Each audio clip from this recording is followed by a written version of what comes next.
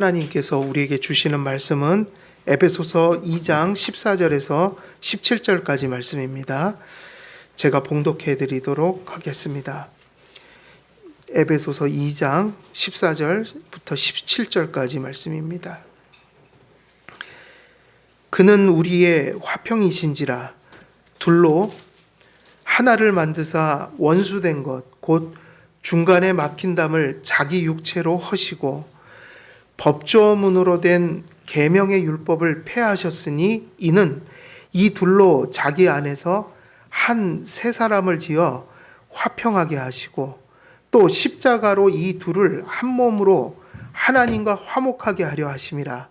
원수된 것을 십자가로 소멸하시고 또 오셔서 먼 데 있는 너희에게 평안을 전하시고 가까운 데 있는 자들에게 평안을 전하셨으니.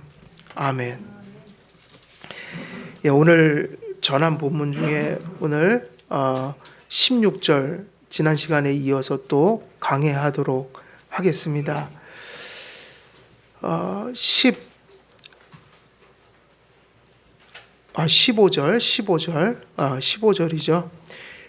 법조문으로 된 계명의 율법을 폐하셨으니, 그래서 우리가 지난 시간에 법조문 그리고 계명 그리고 율법의 의미를 계속 우리가 이제 말씀을 드리고 있는데, 결국 이 의미는 이방인과 유대인 가운데 그리고 또 하나님과 죄인 사이에 그 하나님께 나아가지 못하게 하고 또 하나님의 백성의 길로 접어들 수 없게 만들었던 장벽과 같은 그 담, 그것 가운데 하나가 율법, 구약의 율법이었다고 말씀을 드렸는데, 이러한 구약에서 폐기된 율법을 우리가 대할 때에 율법 자체를 하나님이 폐하셨다고 하면 그 율법 폐기론이 돼서 그것은 반성경적이고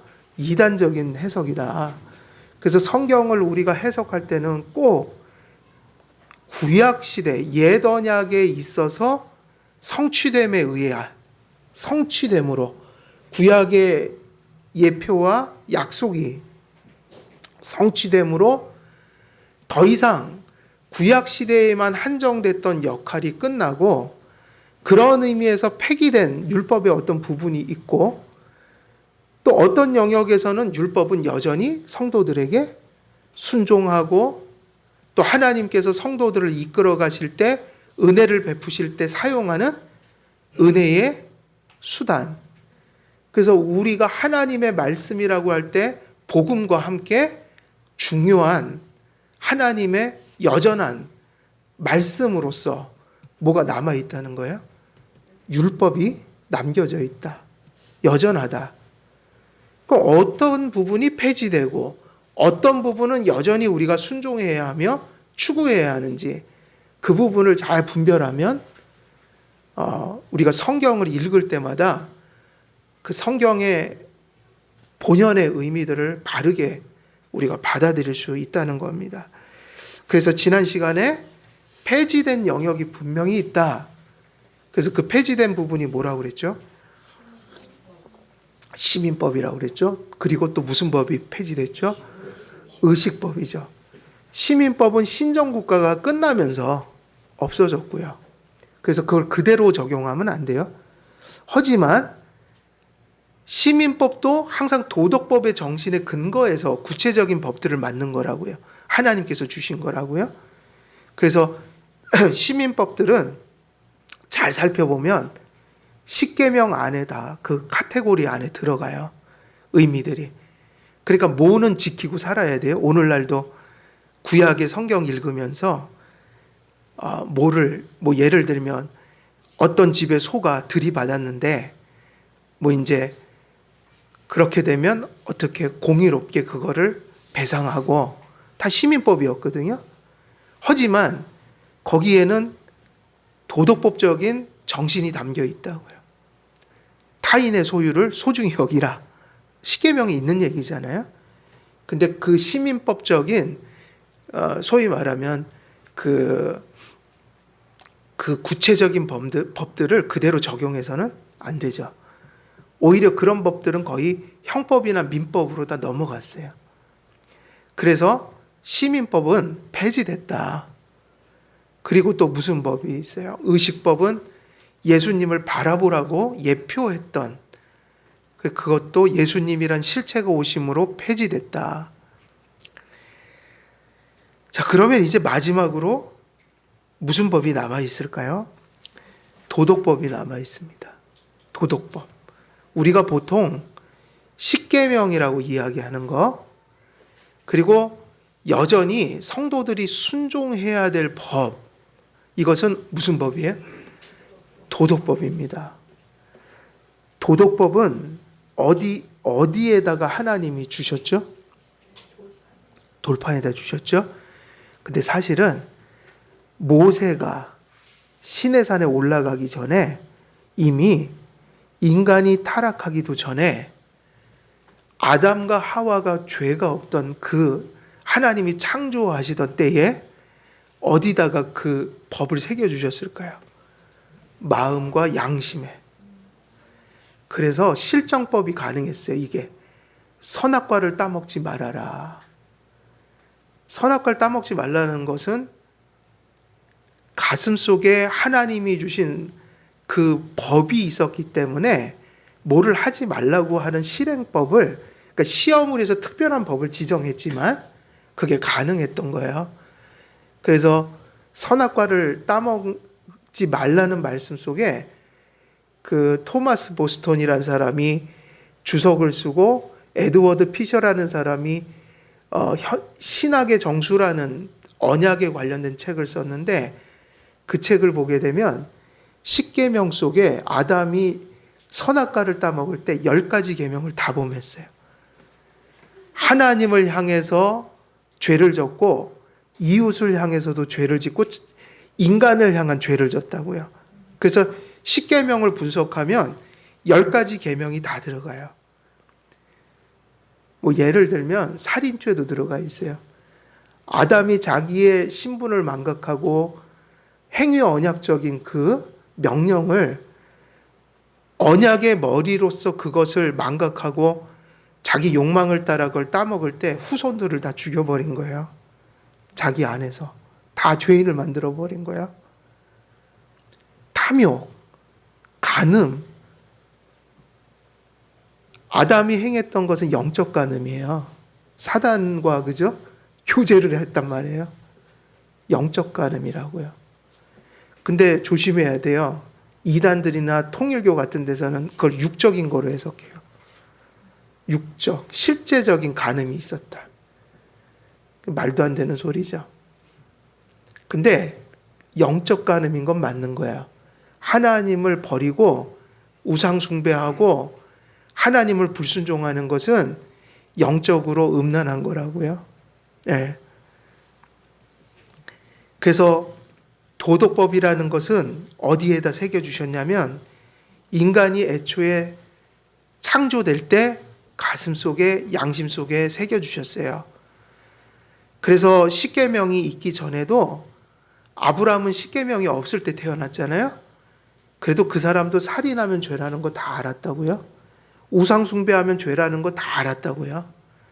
십계명이 공식적으로 주어지진 않았어도 이미 인류가 창조될 때, 심지어는 타락했어도 인간의 양심 속에 십계명이 새겨져 있어서 그것이 왜곡되고 희미하긴 하여도 자기가 죄인이라는 것을 분별할 정도는 남겨져 있어서 죄를 지면 가슴이 뛰고, 죄를 지면 수치감을 느끼고, 죄를 지면 어디론가 숨어들고, 이게 그래서 유대인은 하나님의 말씀으로 주신 율법으로 자기가 죄인인 것을 알지만 불신자들은 자기의 양심이 법이 돼서, 그것이 율법이 돼서 자기들이 죄인인 것을 스스로가 정죄하고 송사한다.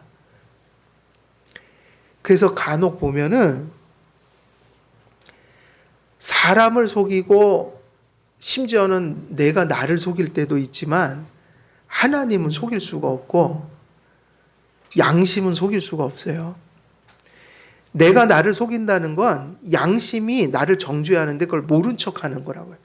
실제로 죄책감이 없는 게 아니라 온갖 이성을 동원해서 그걸 합리화하는 거야. 가슴에서는 너는 죄인이야. 그러면 안 돼 그러는데 내가 온갖 이론을 펴는 거야. 나는 이러니까 이럴 수도 있지. 이번에 이런 일들은 상황이 이러니까 그럴 수 있는 거지. 뭐 다 이런 상황이면 그렇지 않겠어? 별의별 동기와 이유를 만들어서 양심은 죄인이라고 하는데 그것에 보자기를 덮어버리는 거야. 그래서 우리가 양심을 속일 때가 많아요, 사실은. 이게 불신자만 그런 게 아니라 우리는 거듭났고 이 말씀으로 십계명을 이제 분명하게 배운 사람들이잖아요. 근데 사실은 양심을 속이고 살 때가 많다고요. 양심을. 그래서 마음은 아니라고 하는데 야, 넌 그 길이 아니야. 그 길이 아니라니까. 너 이거 하나님 앞에 이거 하나님이 기뻐하지 않는 일이야. 근데 온갖 거를 합리화를 한다고요. 이래서 저래서 이러니까 저러니까 그래도 한 번쯤 괜찮은 거야. 아니야. 뭐 이 상황이 이러니까 내 현실이 이러니까. 그러면서 눈을 감아버리죠. 누구의 이야기에 귀를 막아버려요? 양심의 소리에. 그래서 이게 힘든 거야. 그래서 디모데서 보면 디모데서는 목회서신이잖아요. 디모데전서가 목회를 어떻게 할 거냐 가르쳐 줬는데 거기 보면 바울이 긴 얘기를 안 해요. 그랬다고요. 디모데에게 선한 믿음과 뭐를 가지라? 목회 잘하는 방법. 선한 양심을 가져라. 그게 어려워요. 그래서 제가 좋은 목사가 아니라고요, 제가.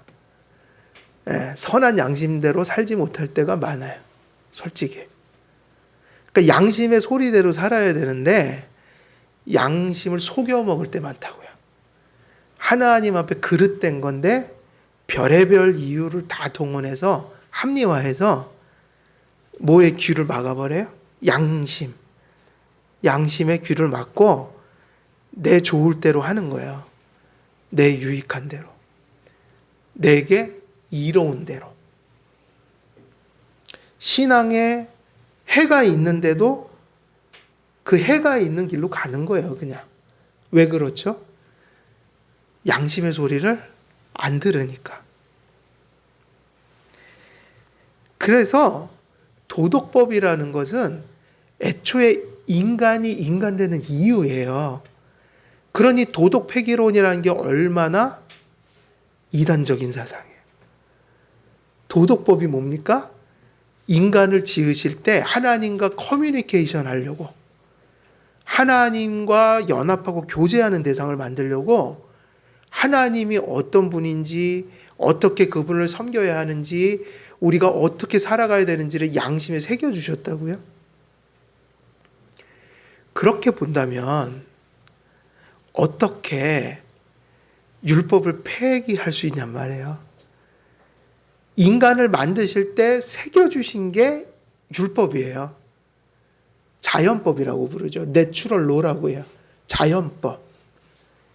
그런데 결국 그거를 부정하면 모이기를 부정하는 거예요. 하나님이 인간의 마음속에 법을 새겨주셨다. 어디다가? 양심에다가. 그러니까 결국 그게 또 양심일 수도 있어요. 그런데 그거를 폐기해버리면 모이기를 멈추는 걸까요? 성도나 이거는 둘째치고 인간이기를 멈추는 거야. 그러니까 성경에서는 인간을 그렇게 인간론을 만들었다. 하나님의 법이 새겨진 존재. 짐승에게는 새기질 않았어요.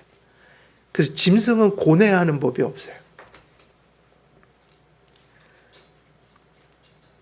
고뇌를 인간은 많이 할 때가 있는데 여러분 고뇌하면서 사세요. 현대인들은 그래서 현실적인 고뇌는 해도 신앙적인 고뇌, 윤리적 고뇌를 안 해요. TV에서 날마다 나오는 별의별 살인사건, 처참한 살인사건, 그 친구들이 그 고뇌하는 모습이 보이던가요? 형 받는 게 겁나는 거지 사람 죽여놓고도 끄떡도 안 해요. 요즘에 범죄 이상하게 나오면 대부분이 그렇더라고요. 뉘우치질 않아요. 죄송합니다 하는 것도 자기 형을 감형하려고 하는 거예요. 그렇지 않으면 반성하는 기미가 없다 그래서 형이 늘어나니까. 그러니까 형을 모면하기 위해서 그런 거지 제가 보니까 뒷얘기 들어보면 그러니까 사이코패스가 아니라고요. 보편적 양심이 그 양심실종 그때 읽어보셨죠? 저기 있는데 꼭 읽어보셔요. 현대인들은 근본적으로 양심이 이미 거의 다 파괴되어 있어요. 그래서 뉘우치지 않아요. 사람이 그 하나님이 새겨주신 법을 버릴 때 그 양심이라는 게 개혁신학에서 되게 중요한 개념이에요. 죄를 얘기하거나 구원을 얘기할 때 청교도들이나 개혁주의자들은 양심에 대한 신학을 펼쳐갔어요. 양심이 되게 중요하다. 그러니까는 율법을 폐기한다는 것은 뭐이기를 멈추는 거죠? 인간이기를 멈추는 거예요. 그래서 여러분 자꾸 교회가 말씀을 전하면 두 가지가 같이 옵니다. 뭐가 같이 올까요? 고뇌가 옵니다. 말씀을 들으면. 우리가 죄가 없는 존재면 괜찮은데 죽을 때까지 죄가 있어서 하나님의 말씀을 선포할 때마다 우리는 늘 괴롭죠. 그래서 또 뭐도 분명히 전해야 되는 거예요. 우리가 그런 죄인이기 때문에 스스로 살 수가 없어요. 그래서 복음이 중요해요. 복음. 그런데 항상 하나님은 깨달을 걸 깨달고 그거를 애통해야 하며 거기서 건짐을 받기 위해서 하나님을 의지할 때 구원의 은혜를 주시는 거잖아요. 그래요, 안 그래요? 그래서 율법을 전해서 하나님이 은혜와 구원과 복음은 죄로부터 떠나게 하려고 주시는 거지 죄에 뒹굴라고 면죄부를 주는 게 아니라고요. 그러니까 우리는 평생 뭐냐면 회심할 때 큰 고뇌를 하죠. 내가 지옥 갈 인생이다. 근데 성도님들은 지옥 갈 인생이다 그런 생각하면 안 돼요. 그럼 구원의 확신이 없는 거라고요. 근데 무슨 고뇌를 하는 게 정상적인 걸까요? 무슨 고뇌? 하나님 앞에 우리가 아직은 여죄를 가지고 있으니 성화되어야 된다는 그 고뇌. 아직은 부족하니까 날마다 회개하고 날마다 고치고 또 날마다 하나님의 은혜로 새 생명이 자라가고 그러면 그 삶이 뭐죠? 고뇌죠. 로마서 7장에 있는 오호라 공고한 사람이로다. 그렇지만 그러나 그리스도 예수 안에서 이제 정죄함이 없나니. 근데 이게 같이 가야지 우리가 아직 천국도 안 간 사람들이 영화되지도 않은 사람들이 다 됐다고 그러고 난 다 돼갖고 이제 걱정 없어 그러면 그거는 이상한 사람이잖아요. 그러니까 여러분 교회는요 고뇌가 있는 곳이죠. 근데 어떤 고뇌냐면 우리를 자꾸 회개로 이끄는 고뇌. 그 고린도 후서에 있잖아요. 그죠? 너희가 근심하나. 근데 그것은 생명에 이르게 하는 근심도 있다. 성화되게 하는 근심이 있다. 그러니까 오늘날은 어찌됐든 그런 마음이 많이 들어요. 문제인데, 엄청난 문제인데, 사회 속에서도 그런 걸 보고 내가 속한 가정 속에서도 그런 걸 볼 때가 있단 말이에요.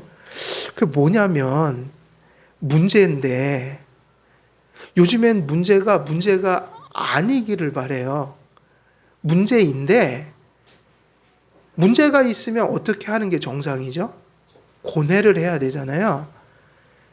그러니까 고뇌가 없는 게 답이라고 보통 생각을 해요. 근데 그건 답이 아니에요. 문제가 있을 때는 고뇌가 있어야지 더 해결 방안이 나오는 거예요. 근데 문제가 있는데 고뇌를 안 하고 살아가는 걸 너무 많이 보는 거예요. 그럼 그게 뭐냐면 문제가 없는 게 아니라 문제를 부정하는 거예요. 있는데. 그건 뭐냐면 보고 싶어 하지 않을 뿐인 거예요.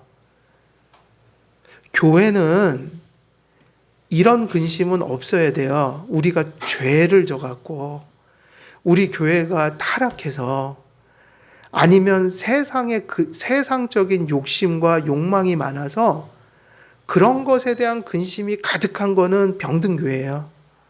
근데 그런 고뇌 말고요. 마땅한 가치 때문에 그것 때문에 고뇌하는 것은 건강한 거라고 봐요, 나는. 그러니까 자꾸 분위기를 그렇게 만들어 갔다고요. 뭐 웰빙이니 힐링이니 그러면서. 그러니까 제가 요즘에 무슨 책을 읽고 있는데 정서적인 그러니까 우리가 느끼는 부정적인 의미의 정서가 없는 게 지금은 모든 게 웰빙이고 힐링인 거예요. 그러니까 정서적인 부담이 없어야지 힐링인 거예요. 근데 그건 위험한 거예요. 몹시 위험한 거다. 그래서 여러분 왜 요즘에 퀴어 신학이니 이런 것들이 그것만 얘기하잖아요. 도덕은 얘기 안 해요. 윤리 도덕은. 그냥 인권이래요. 그렇게 가면 지금은 한 몇 가지가 있거든요. 동성애, 트랜스젠더, 레즈비언, 그래갖고 뭐 있어요. 거기에 몇 가지가. 그러면 여기 안에 계속 늘지 않을까요? 여기 들어가는 종목이. 계속. 그게 어디까지 갈지 저는 의아해요.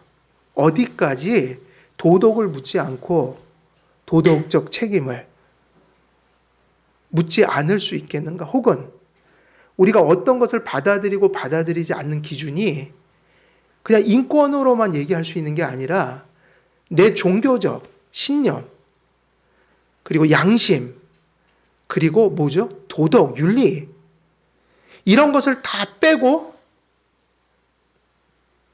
인권이라는 것으로 들어가는 건 정서적 접근이에요. 이것을 전문적으로 연구한 분들이 그걸 지적했다고요. 그 사람들은 극우도 아니고 그런 분들은 아니에요. 심리학적이고 철학적이고 이런 기본적인 바탕을 가지고 객관적으로 그걸 연구한 분의 책인데 일종의 사회적인 보편가치나 제도와 법이 지금은 공동체의 윤리적 합의가 아니라 뭐로 가는 거예요? 개인주의적인 그리고 정서적 판단들인 거예요. 그래서 과거에는 윤리적으로 감히 허락할 수 없었던 것들이 오늘날은 다양성이라는 이름으로 다 받아들여져요. 그것은 정서적 판단이에요. 저는 지금 동성애 얘기하는 게 아니라고요. 동성애가 문제가 아니에요. 다른 모든 것들을 그렇게 판단해 가고 있다고요, 우리가. 모든 것들을. 윤리적인 판단을 하지 않는다는 얘기예요. 정서적 판단이에요. 그래서 그게 너무 좋아요.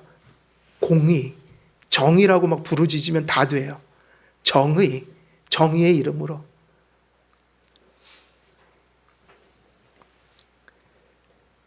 여러분, 하나님께서 인간에게 율법을 양심과 마음에 새겨주셔서 인간은 그렇게 태어났어요. 그렇게 생겼어요. 창조됐다고요? 인간은 무슨 판단을 하면서 살아야지 맞아요? 윤리적 판단을 해야 되고요. 교회에서 그게 허물어지면 그거는 엄밀히 말하면 정의도 아니고요.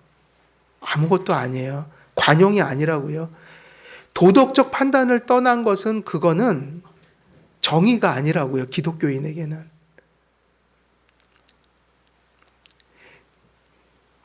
그래서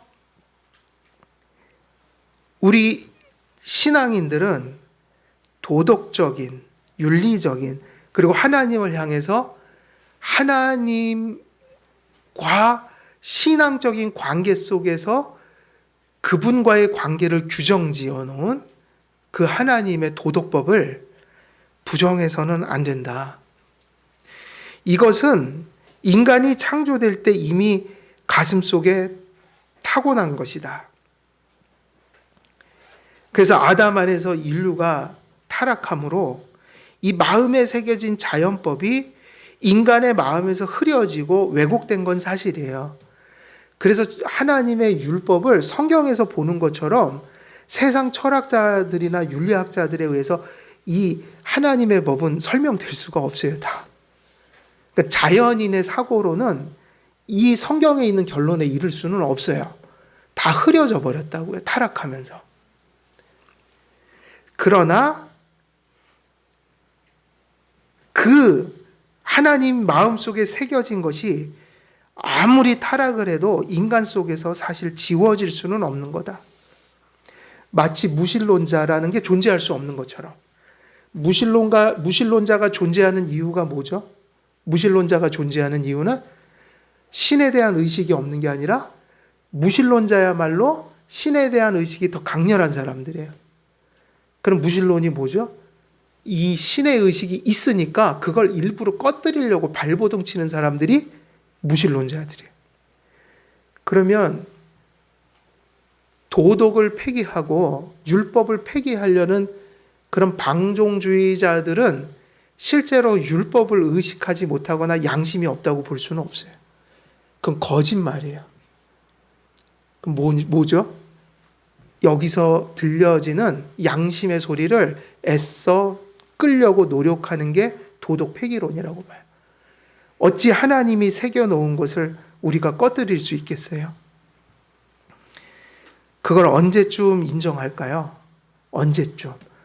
세상에는 인간이 살아가야 될 도리가 있고 법이 있다. 근데 나는 그것을 어기고 살아갔다. 잘못했습니다. 그걸 언제 인정할까요?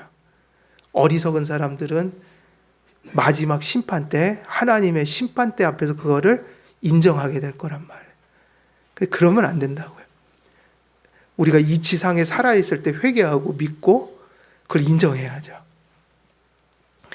그러므로 이스라엘을 부르시고 하나님의 교회 세상에 세워질 때, 하나님의 교회가 세상에 세워질 때 하나님께서는 당신의 백성들에게 도덕법을 더욱 분명하게 계시하셨습니다. 그러니까 우리가 출애굽기에서 성문법으로 주신 거, 인류에 있어서 성문법으로 십계명을 구체적으로 이렇게 베푸신 거, 이것은 무엇을 의미할까요? 이스라엘 구속 백성들을 통해서 인간 속에 희미해진 하나님의 자연법을 모세를 통해서 어떻게 하신 거예요? 분명하게. 근데 순서적으로는 누구에게 그걸 먼저 알려주신 거예요? 옛 언약 백성들인 이스라엘 사람들에게, 유대인들에게. 근데 그 계시 사건이 뭐냐? 하나님의 율법을 타락으로 인해서 희미해진 것을 다시 한번 구속받은 백성들에게 분명하게 뭐로 전해주셨다? 성문법으로 전해주셨다. 글로 써주셨다. 도덕법은 하나님의 성품을 반영하고 있기 때문에 하나님의 속성으로부터 온 것입니다. 그럼 이것도 중요해요. 아까 제가 그 말씀드렸죠. 왜 율법을 부정할 수 없는가? 자연법으로 사람 속에 새겨놓으신 거다. 그러니까 인간의 기원에 있어서도 이걸 부정할 수가 없다. 두 번째는 뭘까요?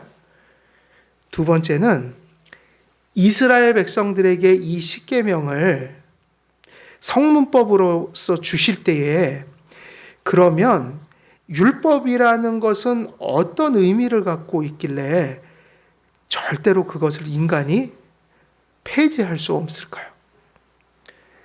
율법은 다른 말로 표현하면 뭘까요?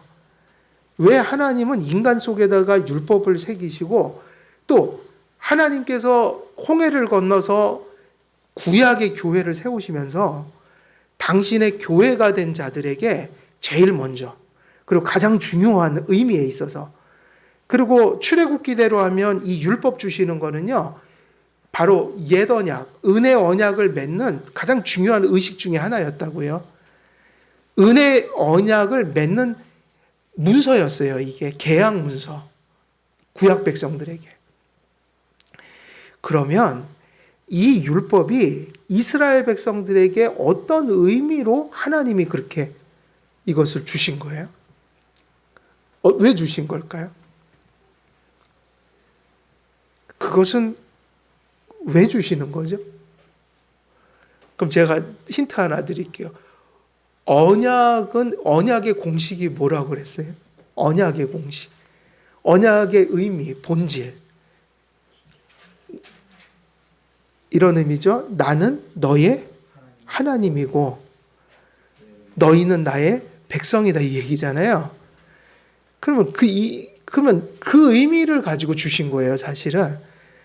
그러면 어떻게 해야지 그 하나님을 나의 하나님으로 알고 예배하고 살까요? 라고 물으면 간단한 얘기예요. 하나님을 알아야 될 거 아니에요. 그럼 십계명을 왜 주신 거죠? 하나님을 알라고요. 그러면 되게 힌트 많이 드린 거예요. 무슨 뜻이냐면 율법은요, 하나님의 속성을 가르쳐주는 계시라고요. 그러니까 율법의 의미가 뭐냐면 내가 이런 하나님이다, 이 얘기예요. 율법의 의미가 뭐라고요? 하나님의 속성을 반영하고 있다. 하나님이 어떤 분인가를 가르쳐주기 위해서 주신 거예요. 그러니까 도덕법을 인생에게 계시하시고 명령하시는 이유는 하나님께서 어떤 분이신 것을 알려주기 위해서 그 법을 주신 거예요. 그래서 율법이 두 가지 하나님의 뜻을 가지고 있잖아요. 하나님 사랑하고 이웃 사랑하라. 그게 내 뜻이다, 이 얘기면서 조항을 볼 때 하나님은 그런 하나님이시구나, 이걸 알게 하신 거라고. 그러니까 율법은 첫 번째로 하나님이 어떤 분이시라는 것을 알려주시는 동시에 그런 하나님을 알려줬기 때문에 너희가 내 앞에서 어떻게 뭐 해야 한다는 걸 가르쳐 주는 거예요. 내가 이런 하나님이야. 그러면 이제 그 안에 무슨 의미가 담겨 있는 걸까요? 그러니까 너희가 나를 이렇게 예배해야 된다. 그래서 우리가 10계명, 1계명, 2계명 때 예배를 얘기했잖아요. 1계명은 누구죠? 예배의 대상을 가르쳐주는 계명이다. 2계명은 형상을 만들지 말라 그랬잖아요. 하나님을 어떻게 예배하느냐를 가르쳐준 거예요. 방법. 그래서 다 예배예요. 그리고 뭐도 담고 있어요? 율법은 쭉 설명하면 우리가 어떻게 하나님 앞에서 이웃들과 더불어 생활할 것인가. 내가 이런 하나님이니까 너희는 내 앞에서 이렇게 생활해야 돼. 이걸 가르쳐 준 거라고. 그래서요, 율법 안에는 다 담겨 있는 거예요. 성도의 살아갈 방향이 다 담겨 있다고요. 하나님의 속성을 가르치고 하나님께 어떻게 예배해야 되는지, 그런 하나님 앞에서 어떻게 살아가야 되는지, 이것을 전해주기 위해서 도덕법을 베풀어 주신 거죠. 그러니까 이것을 부정하면 될까요? 안 될까요? 안 되죠. 그래서 성경은 율법을 통해서 우리에게 어떤 하나님께서 그걸 수단으로 삼아 은혜를 주시기도 하고, 그러나 뭐를 분명히 알아야 돼요. 율법을 분명히 아는 이유는 뭐를 분명히 알기 위한 거예요? 복음을. 예. 그 복음이 없으면 율법은 우리에게 저주예요. 예. 그것은 이정표고 기준이고 표준이기 때문에 지킬 힘을 주시지 않으면, 또 지키지 못할 때 용서하지 않으면 율법은 사실은 우리에게 정죄하는 것밖에 없어요. 그러니까 율법은 누구 안에서만 받을 수 있는 거예요? 그리스도 안에서만. 그래서 불완전한 사람들이 율법을 순종해 갈 수 있는 거예요. 그러니 교회에서 두 가지를 똑바로 전해야 된다. 뭐를 똑바로 전해야 돼? 율법을. 그리고 무엇을? 복음을. 결국 이것이 청교도들의 설교가 아니었어요. 설교가 뭔가? 율법을 풀어주고 복음을 풀어주는 거죠. 그래서 도덕법은 폐기될 수가 없다. 그래서 두 가지로 남아있죠. 이제 도덕법이라는 것은 무엇과 무엇으로 계속 남아있는 거예요? 하나는 자연법으로. 불신자들 가슴 속에까지. 그런데 이것이 성문화돼서 누구에게 주어졌죠? 하나님의 백성들에게. 구약을 지나서 이제 누구에게도 마찬가지인 거예요. 성도 애들에게 옛 언약과 새 언약의 통일성 속에서는 율법도 있는 거예요. 네. 그래서 이제 도덕법을 이렇게 우리가 이해했다면 이제 세 가지를 살펴봐야 되는데 도덕법에도 세 가지 용도가 있다는 거예요. 세 가지 다른 용도를 가지고 하나님께서 우리에게 역사하신다. 이 수단을 가지고. 그러니까 성령께서 이 율법이라는 걸 가지고 이 세 가지 일을 하시는 거예요. 그래서 첫 번째는 뭐냐면 도덕법의 첫 번째. 그러니까 이제 의식법하고 시민법은 끝난 거예요. 폐기됐어요. 근데 도덕법은 남아있다. 그러면 도덕법에 있어서 세 가지 용도를 또 알아야 해요. 그럼 첫 번째 용도가 뭐냐면 거울의 용도라고 하죠. 깨닫게 하시는 거. 근데 이건 특별히 누구에게 필요할까요? 이것은 누구에게 특별히 필요한 거예요? 이것이 특별히 필요한 자들이 있어요. 불신자 중에 택함 받아서 하나님이 그들을 회심시킬 때, 하나님 안 믿다가 죄인인 걸 모르다가 또 죄인인 걸 알더라도 이건 더 힘들어요. 그러니까 이런 게 있어요. 우리가 회개한다는 것은 성경적인 죄관을 갖는다는 것을 포함해요. 근데 정말 전도하기 힘든 사람이 누군지 아세요? 종교적인 자기 나름대로의 신념이 너무 강해서 종교적 신념에 가까운 죄관을 가진 사람들. 기독교적인 죄관을 이해 못해요. 자꾸 뭐로 이해해요? 성경을 얘기하는데 자꾸 세상적인 죄를 생각해요. 그런 사람이 유대교회에도 있었다고요. 구약의 교회에도. 그게 누구였죠? 누구였어요? 바리새인들. 서기관들. 그 당시에 율법 지도자들. 이 사람들은 종교적인 하나님이 주신 그런 성경적 죄관이 아니라 결국 인간의 종교성이 만들어내고 부패한 본성이 성경을 바로 해석하지 못해서 만들어낸 놓은 죄관. 그리고 또 밖으로 보면 뭐 불교적인 죄관. 우리하고 너무 달라요, 죄관이. 복음을 이해를 못해요. 회개해야 된다. 은혜를 받아야 된다. 하나님이 역사하셔갖고 성경을 깨닫게 하시기 전까지는 정말 힘든 거예요, 사실은. 그러니까 은혜 주시기 전까지를 놓고 본다면 복음이 그렇게 강팍하게 거부되는 이유 중에 하나가 성경적인 죄관에 이르지를 못하는 거예요.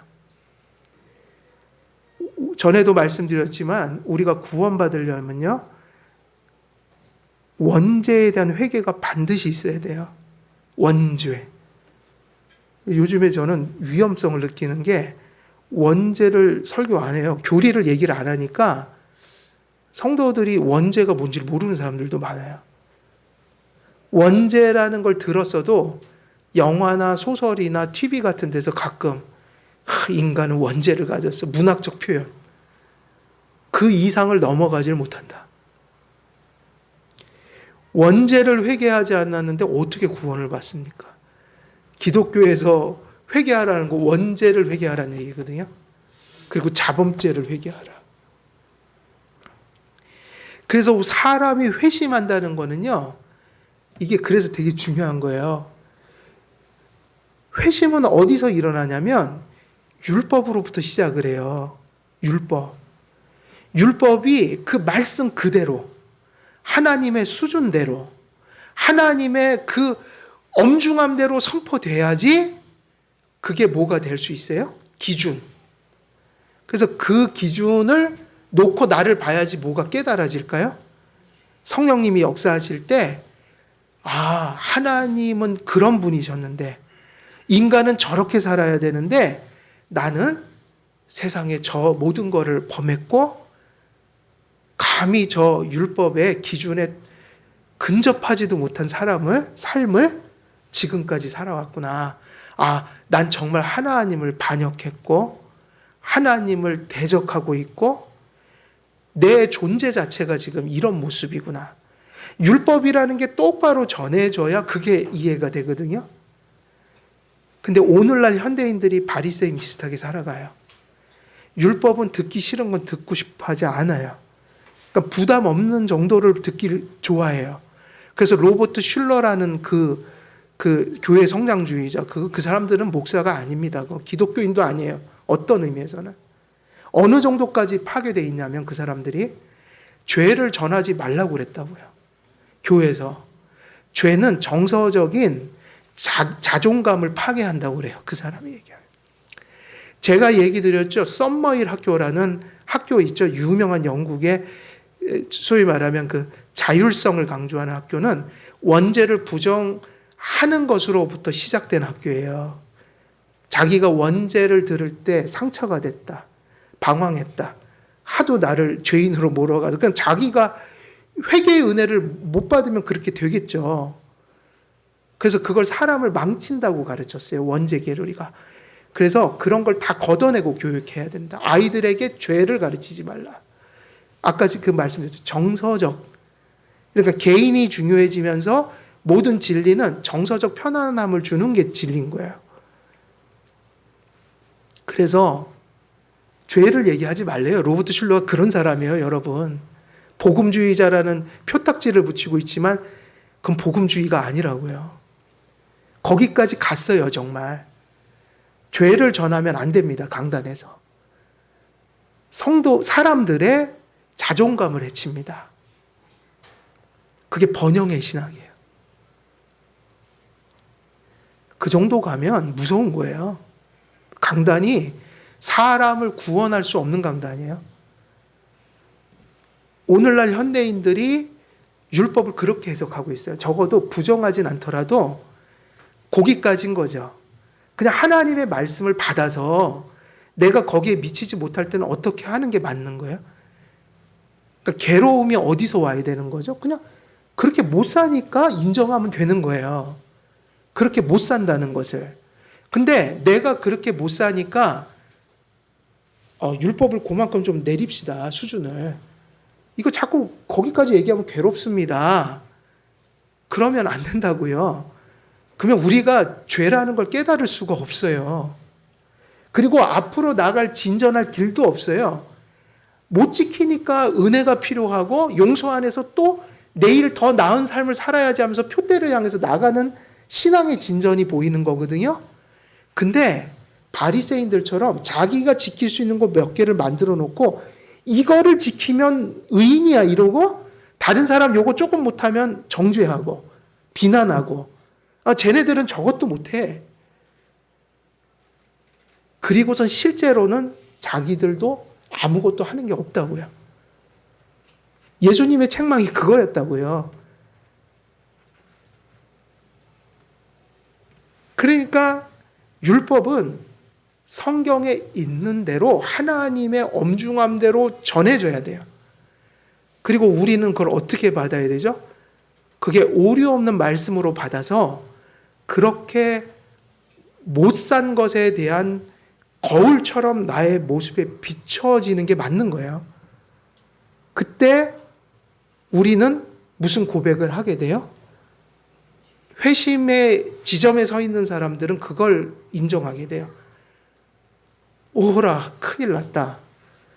나는 지옥에 갈 존재였구나. 그래서 지금 에베소서에서 뭘 강조했죠? 어디서부터 구원받았는지 다시 기억하라. 허물과 죄로 죽었다. 죽을 것이 아니라 죽었다는 거야. 그래서 하나님, 소망이 없습니다. 제가 이전에는 제 힘으로 착한 일하고 선행하고 세상 사람들이 법 없어도 산다고 하니 내가 의인인 줄 알았습니다. 근데 하나님의 거울에 비춰보니 저는 망할 인간입니다. 아니, 저는 죽어 있습니다. 어찌하면 좋습니까? 저는 지옥에 갈 인생입니다.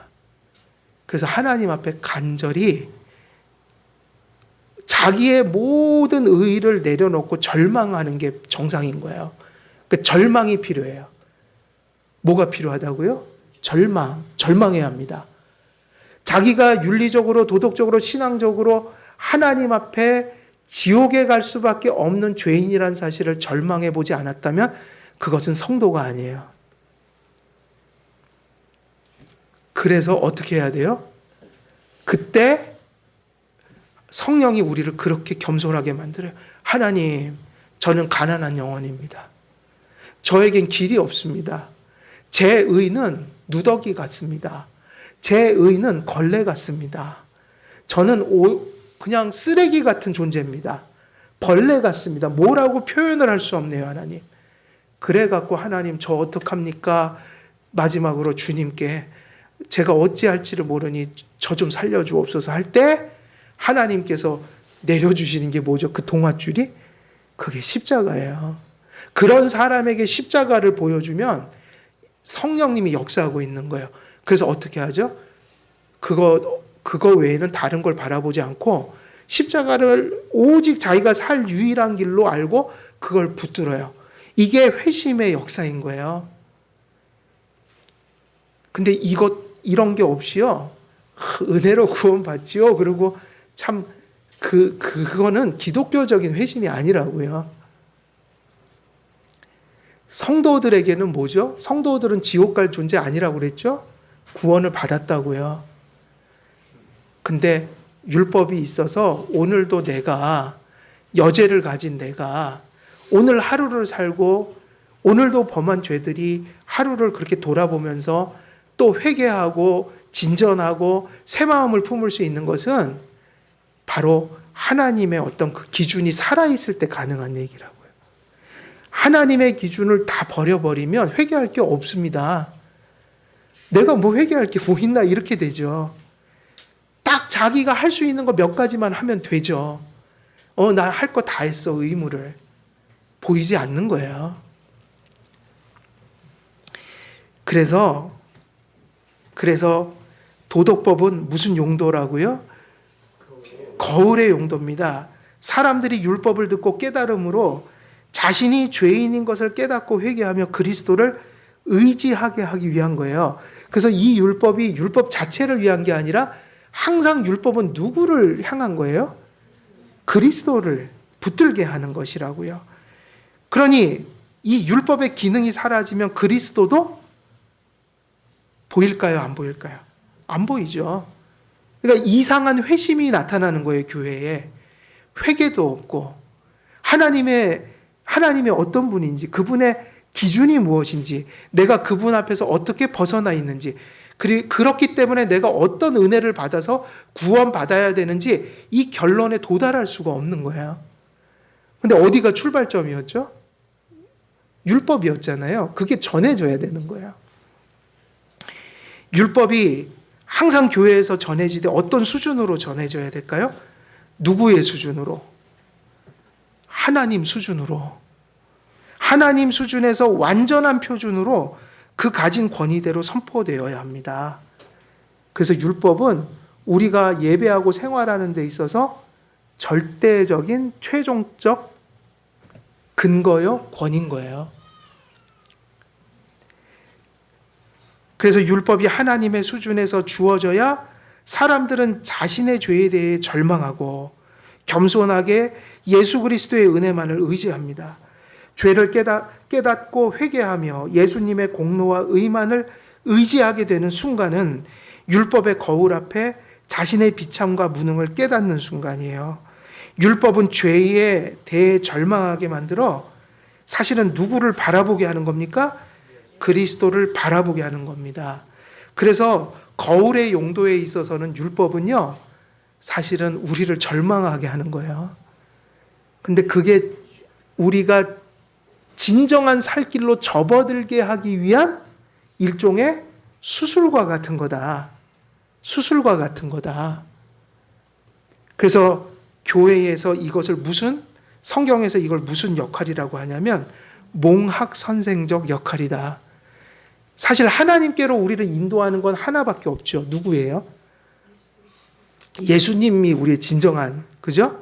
길이에요. 그러나 그 예수님께로 인도해오는 과정 속에서 이 율법이 몽학선생적 역할을 하는 거예요. 그래서 오늘 여기까지, 오늘은 첫 번째 기능까지 말씀을 드렸습니다. 다음 주에는 두 가지 기능 또 이어서 하는데, 오늘 이 말씀 속에서 우리가 정리할 것은 계속 무슨 얘기를 하는 거죠? 폐지될 율법이 있고 폐지되어서는 안 되는 율법적 의미들이 있으니 그 가운데 이 도덕법은 우리에게 영원히 하나님의 속성을 계시하고 그 앞에서 예배하며 생활하는 이정표가 되는 것이다.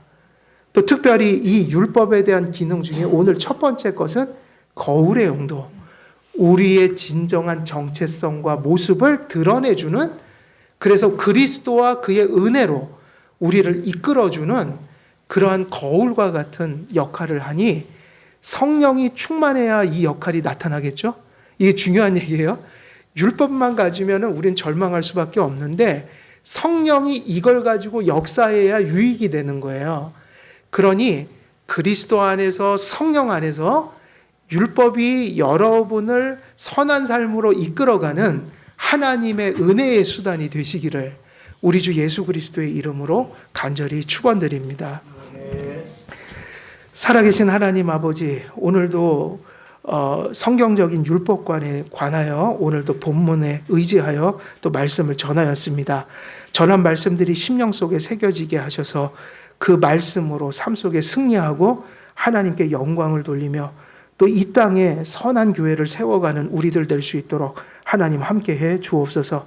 감사드리옵고 우리 주 예수 그리스도의 이름으로 기도드리옵나이다. 아멘.